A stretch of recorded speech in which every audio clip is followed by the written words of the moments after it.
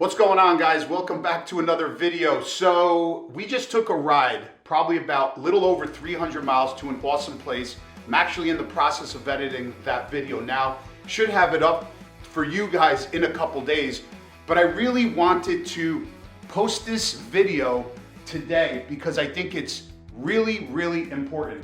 So what I noticed on my long distance trip this past weekend was that the rear suspension was bottoming out and it wasn't feeling good. So if you guys know, I just got the 24 Road Glide and I really didn't ride it until this past weekend. Like I said, we put a little over 300 miles and some of the roads were pretty bad, and I actually bottomed out the back of the suspension. Did not feel good, hurt kind of my back. And then when I got home, I actually did some research and some more investigating, dove into the owner's manual. And what I realized is there is a lot of adjustments that you can do to the new models. So you could actually adjust the preload. It wasn't the same on older models. You could actually adjust the preload. And there's also a hydraulic preload on the other side. I'm gonna go through all that. So the reason why I wanna bring this video to you guys is because when Harley, puts these bikes out, they are not adjusted for your weight, and that's the problem. So I'm gonna actually show you guys what I do to the bike to hopefully prevent that. We're gonna adjust the preload on the ring on this side of the suspension. I'm gonna show you guys like how I do it, and it's all per weight, all per body weight. And then I'll show you guys what I do on the hydraulic adjustment knob on the other side. We'll go through all that, because I think if you have a brand new 2024 Road Glide or Street Glide, you're definitely going to need this. Without a doubt, you're definitely going to have to adjust the suspension. So another thing I just wanted to mention, guys, is I was using this really good setup for my drink. It's from KEMIMOTO. Links will be down below in the video description. So this is actually almost like a drink holster. It is pretty big. I could actually fit my thermos in here. It's also insulated on the inside, and I was running that. And what I like about it is you could cinch the top so nothing falls out of it. And this is what I really like about it, is because it has this pocket. You could add a couple more to the sides. What I like about it is I could keep like my batteries in here, my GoPro batteries or chapstick. Why it's good is because everything is in hand's reach. You don't have to dive into the saddlebags while you're riding. You just kind of obviously go into the bag, get what you need while you're riding, and you have your drink. Awesome thing, it comes with this clamp right here. You could actually adjust it. You could put it anywhere you want on the handlebar mount. So give it a try. It's fairly inexpensive and it works really good. I'll have links down below in the video description for this. And I'll be definitely using this on my cross-country trip. I think I like it better than an actual, like just a cup holder. Because like I said, you could actually cinch the top. It'll keep your drink cool or warm, and you also have this pocket on here. All right, guys, so let's dive into this video. This is what I realized is if you purchased a brand new 2024, you are obviously going to get your owner's manual, a bunch of other brochures and stuff with it.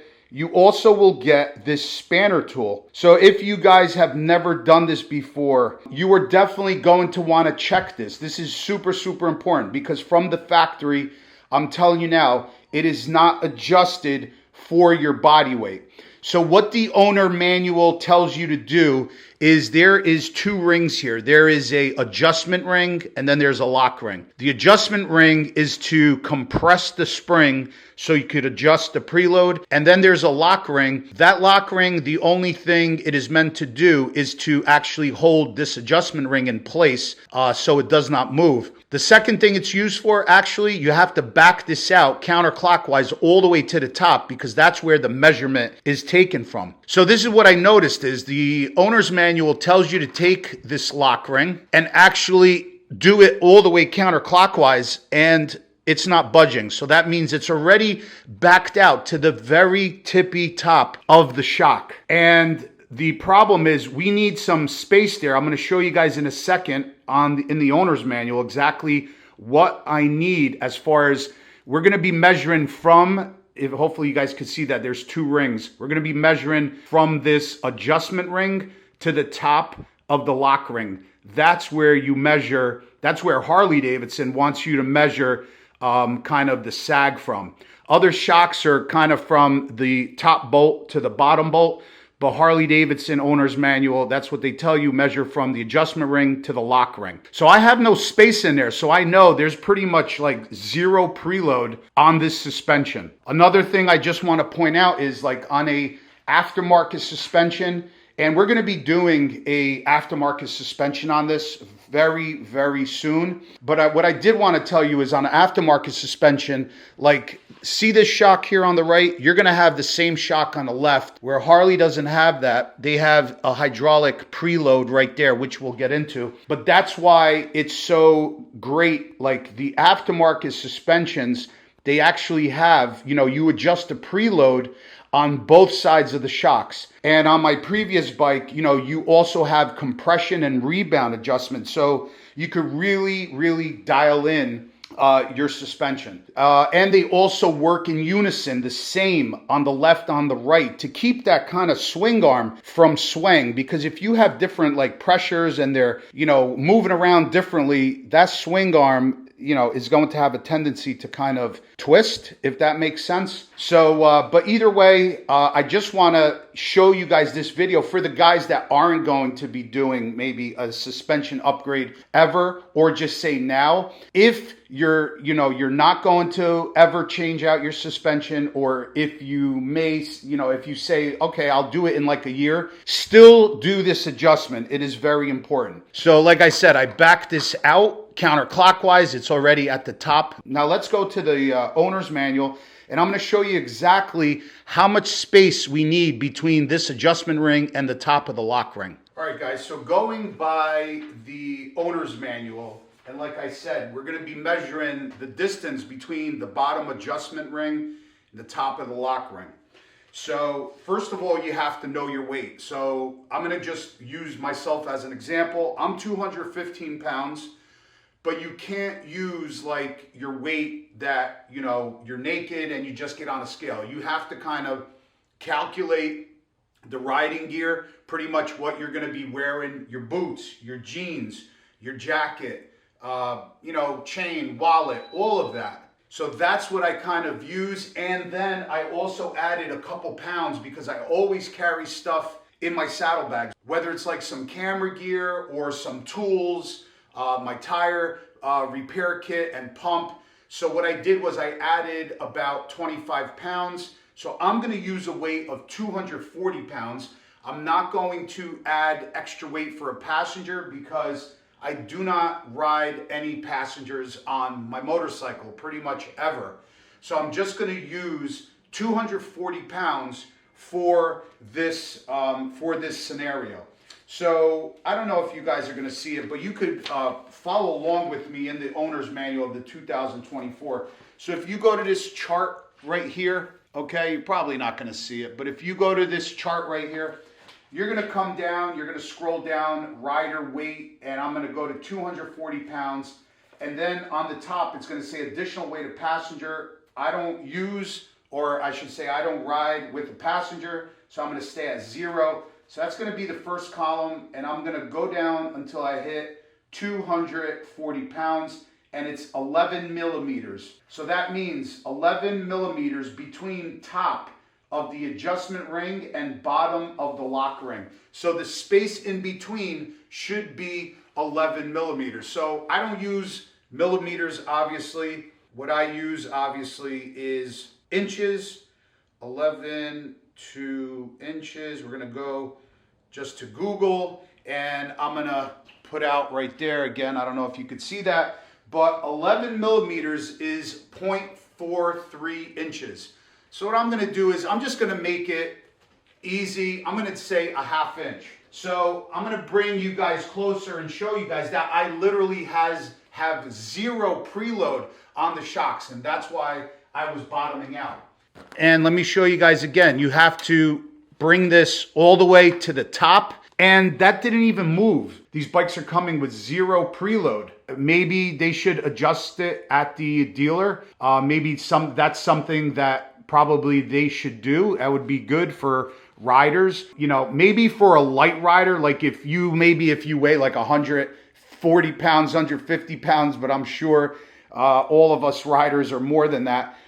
Maybe it wouldn't matter so much, but you know, when we come in at 240, 260, 280, 300 pounds, you are going to be bottoming out on these motorcycles. All right, so let's do this. So this is backed out again, all the way to the top.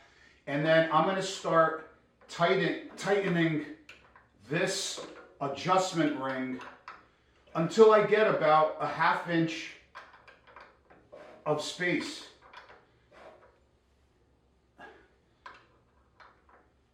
Or a tad bit less.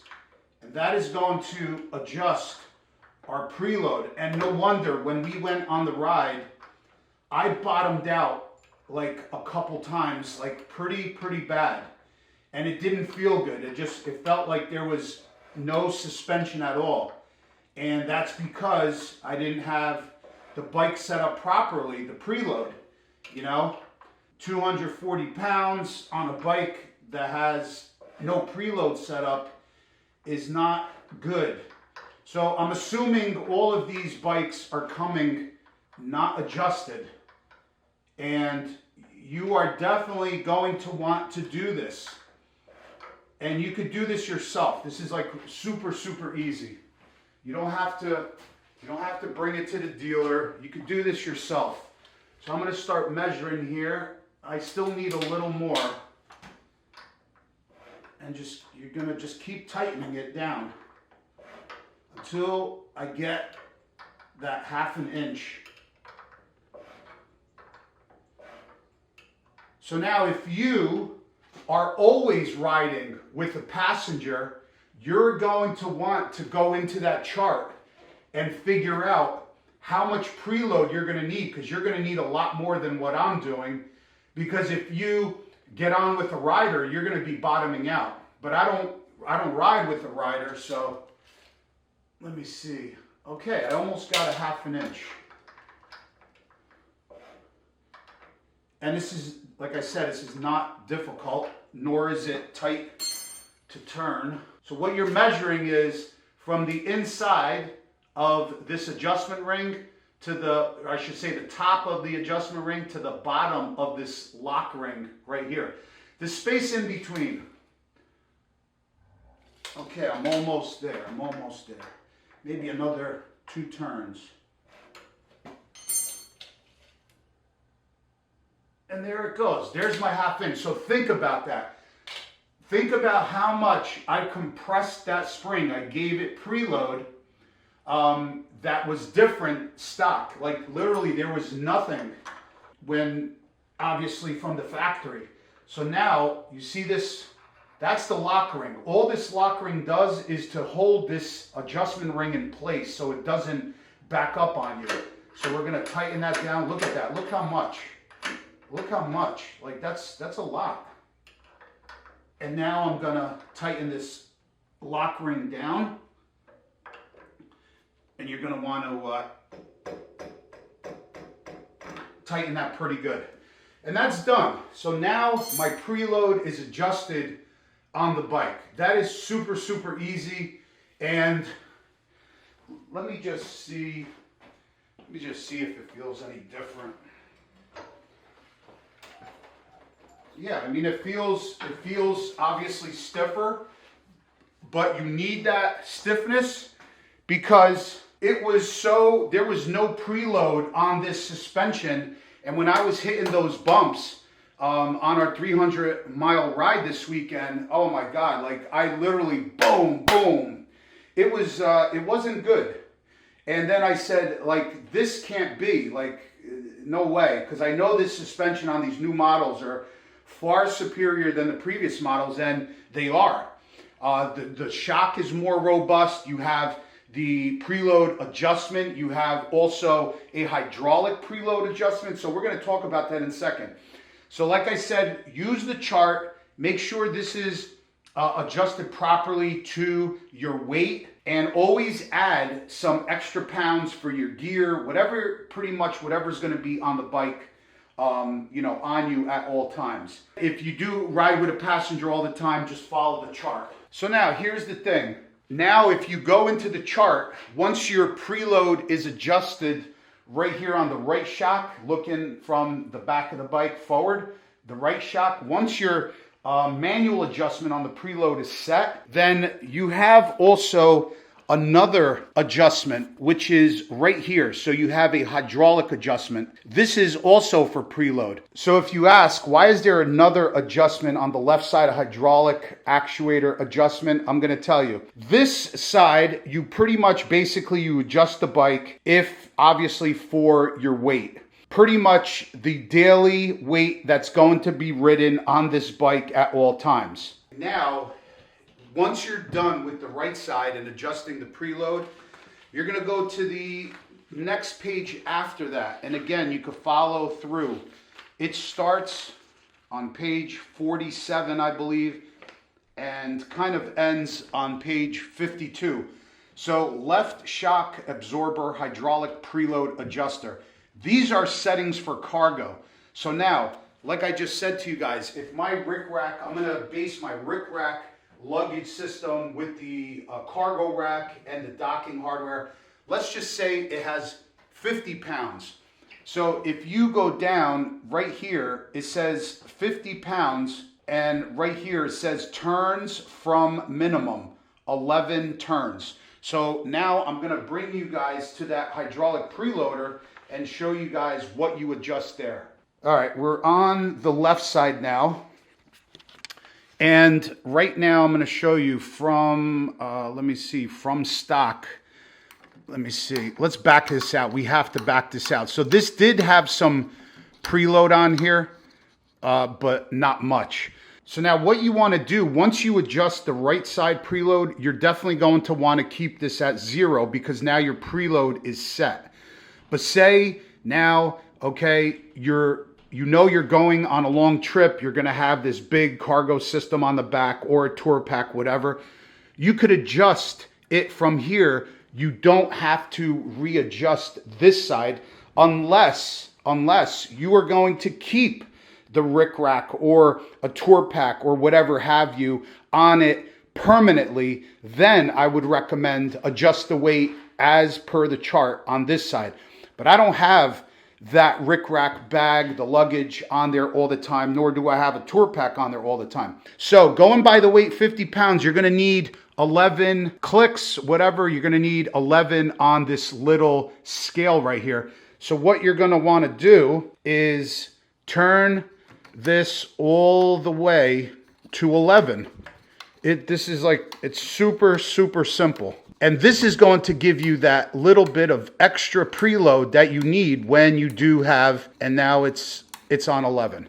You could see it clearly on the scale. So now the bike, how it is set up now the bike is set up for an extra 50 pounds of luggage. And depending on your weight, just go by the scale. But for now, I'm gonna back this out all the way to 0 because I do not have the rick rack bag setup on here at the moment. So I'm actually going to, I'll take it for a ride later, see how it feels. But I just wanted to bring this video to you guys because it's really important. These bikes are coming not adjusted for your body weight, for your specific body weight or specific setup. Whether you ride by yourself or with a passenger, or if you ride with a lot of cargo. You're definitely gonna wanna dive into that service manual and adjust your preload properly. And this way you're not gonna bottom out on your suspension. Let me know, guys, I would really appreciate it. After you do any adjustments, how is the difference? Did it make a change? And is the ride quality better? So hopefully this video helped. I'm gonna take it for a ride later, and that's it on this one. Peace out, and we'll see you guys on another one. See you guys later.